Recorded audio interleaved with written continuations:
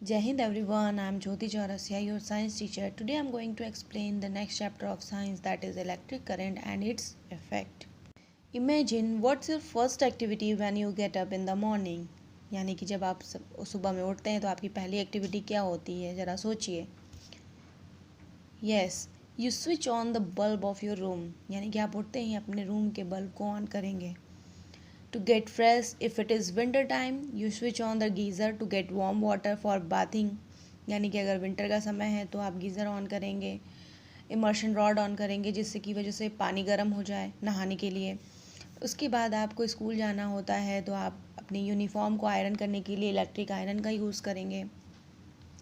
Then your mother use toaster, mixer grinder for preparing your breakfast, and then you pick up your bicycle and go to school. In school you use computers in your computer class. यानी computer class में आप computer use करते हैं. If we notice that, अगर हम notice करें कि पूरे दिन भर में सुबह उठ कर रात के सोने तक हमने कितनी सारे इलेक्ट्रिक अप्लायंसेस को यूज़ किया है. यानी कि वो अप्लायंसेस जो इलेक्ट्रिसिटी से ऑपरेट होती हो, चलती हो. We use many of electric appliances. बिना इलेक्ट्रिसिटी के हम कुछ भी इमेजिन नहीं कर सकते हैं. यानी कि हम बिना इलेक्ट्रिसिटी के एक दिन भी नहीं रह सकते. We totally depend on electricity for our daily activity.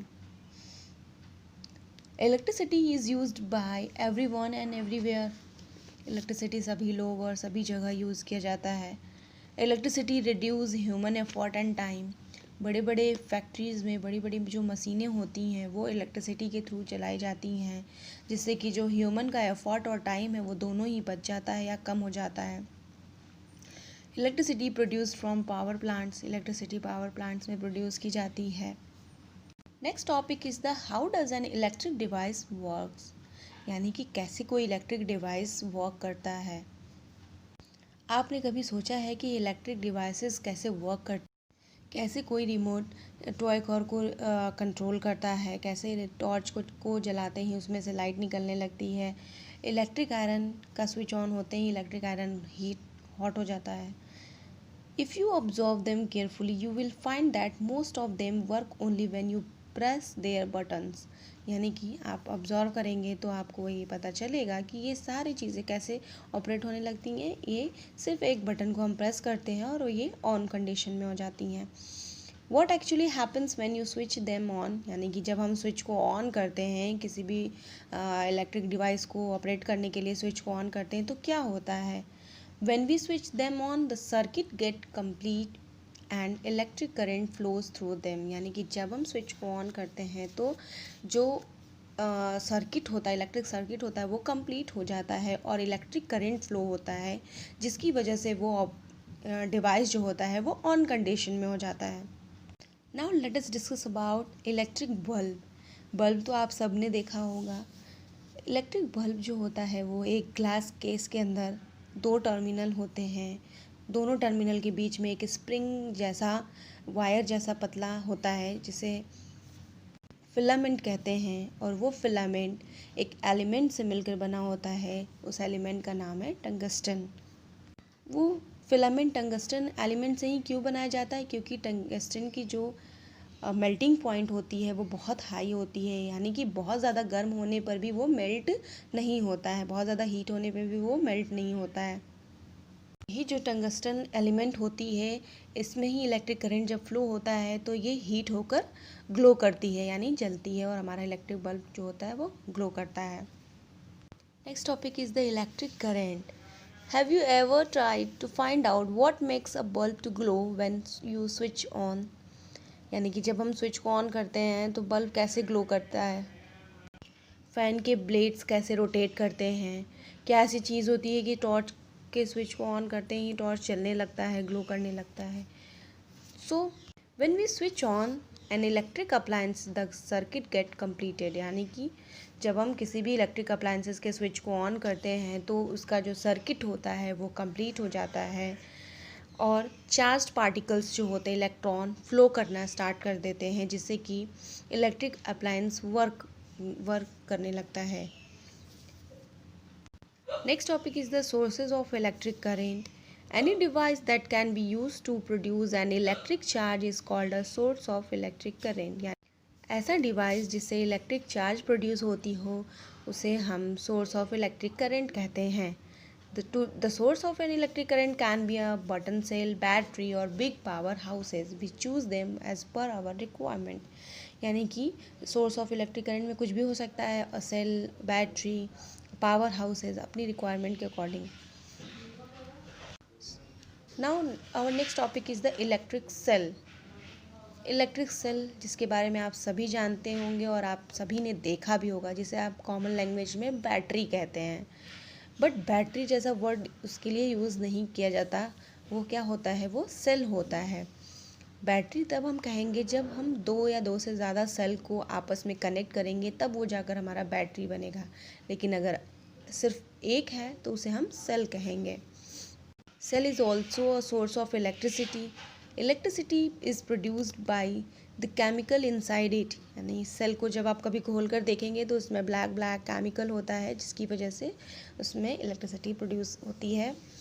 इसको यूज़ हम क्लॉक, कैमरा, रिमोट, टॉर्च, बहुत सारी चीज़ों में करते हैं. A cell has positive as well as negative terminal. यानी कि दो टर्मिनल होते हैं सेल में, पॉजिटिव और negative. Our next topic is the conductors and insulators. What are conductors and insulators? Conductors are the substance which allow electric current to pass through them. यानी ऐसा substance जो अपने अंदर से इलेक्ट्रिक करंट को पास होने दे उसे हम कंडक्टर्स कहते हैं. जैसे कि कॉपर, एल्यूमिनियम, आयरन. हम खुद भी कंडक्टर होते हैं. जैसे कि जब भी हम कभी किसी इलेक्ट्रिक चीज़ों को छूते तो हमें शॉक लग जाती है ना. तो शॉक क्यों लगती है? क्योंकि वो इलेक्ट्रिक करंट जो होता है वो हमारे अंदर पास होता है, उसकी वजह से हमको शॉक लगता है, यानी झटका लगता है. तो we are also conductor. Insulator substances which do not allow electric current to pass through them are called insulators. यानी ऐसा ऑब्जेक्ट, ऐसा सब्सटेंस जो अपने अंदर से इलेक्ट्रिक करंट को पास होने ना दे उसे हम इंसुलेटर्स कहेंगे. जैसे कि वुड, रबर एक्सेट्रा. जब भी हम कोई इलेक्ट्रिक का वर्क कर रहे होते हैं तो बोलते हैं कि रबर की स्लीपर को पहन कर ही ये वर्क करना चाहिए. तो हमें क्या करता है, इलेक्ट्रिक शॉक से प्रोटेक्ट करेगा. Next topic is the components of an electric circuit and their symbols. अभी हमने पहले के टॉपिक में पढ़ा कि जब हमारा इलेक्ट्रिक सर्किट कंप्लीट होगा तभी कोई चीज़ ऑपरेट होती है, यानी ऑन कंडीशन में होगी. तो आइए जानते हैं कि इलेक्ट्रिक सर्किट के क्या क्या कंपोनेंट हैं और इलेक्ट्रिक सर्किट के क्या क्या सिंबल्स होते हैं. The main components of an electric circuit are, first is the source of an electric current. यानी कि हमें कोई ऐसा ऑब्जेक्ट चाहिए जिससे कि इलेक्ट्रिक करंट फ्लो हो, यानी कि वो इलेक्ट्रिक करंट का सोर्स हो. तो उसके लिए हम सेल ले सकते हैं, बैटरी ले सकते हैं. दूसरे हमें इलेक्ट्रिक सर्किट के लिए चाहिए switch. It is use to complete और break the circuit without disturbing the arrangement. Switch क्या करता है कि सर्किट को कनेक्ट और डिसकनेक्ट करता है. यानी कि स्विच को हम ऑन करेंगे तो सर्किट हमारी कंप्लीट हो जाएगी और जो भी अप्लायंस हम ऑपरेट करना चाह रहे हैं वो ऑन कंडीशन में हो जाएगा. जैसे ही स्विच को हम ऑफ करेंगे सर्किट क्या होगी, इनकम्प्लीट हो जाएगी, सर्किट क्लोज्ड ओपन हो जाएगी, जिससे कि हम जो अप्लायंस होगा वो ऑफ कंडीशन में होगा. नेक्स्ट है हम कोई बल्ब ले सकते हैं. It glows when circuit is close. Different types of bulbs, यानी कि हम अलग अलग तरीके के बल्ब ले सकते हैं इलेक्ट्रिक सर्किट को बनाने के लिए. Connecting wires. वायर तो बहुत ही इंपॉर्टेंट है, बिकॉज वायर की वजह से ही हम पूरे सर्किट को कंप्लीट करेंगे, यानी कि जोड़ कर रखेंगे. So this is the first part of electric current and its effect. In our next part, I will explain about closed and open circuit and electric torch. Thank you.